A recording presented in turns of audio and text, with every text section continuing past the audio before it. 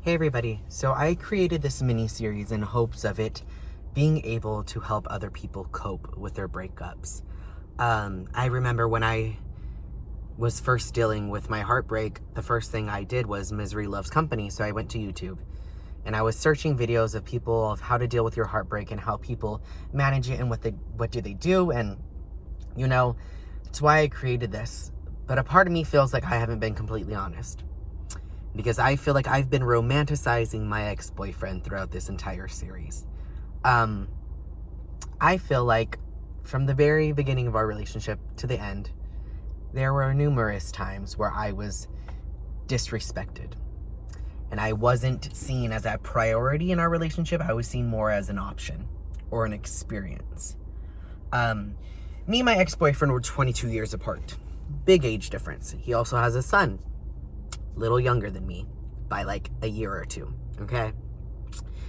The reason that Alan broke up with me was because of our age. That is what was said to me. That is how the conversation went. The main reason why he broke up with me was because of our age. The thing that I don't understand is that our age was never a flaw within the 9 months we were together, despite the first conversation we ever had about wanting to pursue each other in our age difference. At the beginning of our relationship, before we even started dating, he ignored me for a week. He came into the club that I was dancing at. It was a very popular club. Wasn't surprised that he was there. And I confronted him with my emotions and what I wanted to pursue him.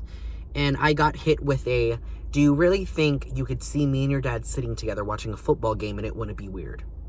First red flag. Okay?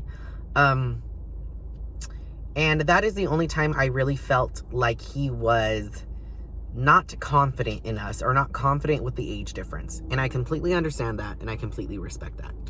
But within the 9 months we were together, he never once voiced that it was a flaw rather than there was a difference, obviously, but not that it was a flaw. Not to my knowledge, because that was never communicated. So when that became the reason of why he broke up with me, I feel like there's underlying issues. I feel like there's underlying reasons, but it is what it is.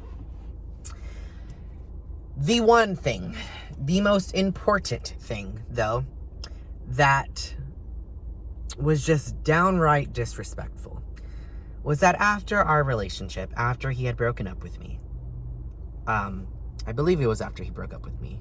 It could have been before, but he expressed to me, how do you think people see our relationship? What do you think people perceive from our relationship? And I was taken back because one, he has never been one to care about what other people think. The way he made it seem, it's human nature to care about what people think. I understand that. But for somebody to be like, what do you think people think of our relationship? One, I don't care what people think because their opinion does not matter to me. And he said, how do you think people see a relationship due to the fact that I'm older than you and you're here living in this nice place?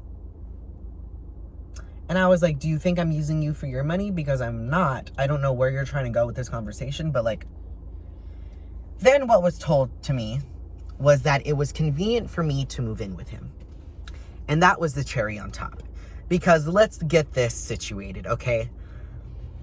None of this was convenient for me, okay? It was my first time moving out of my house. I lived with my family all my life. I was moving to a new city, okay? I was already looking for another job. I had quit my job of 4.5 years, got another job. I moved to a city where I had no friends and family. And not to mention, I had to move in with a father and a son.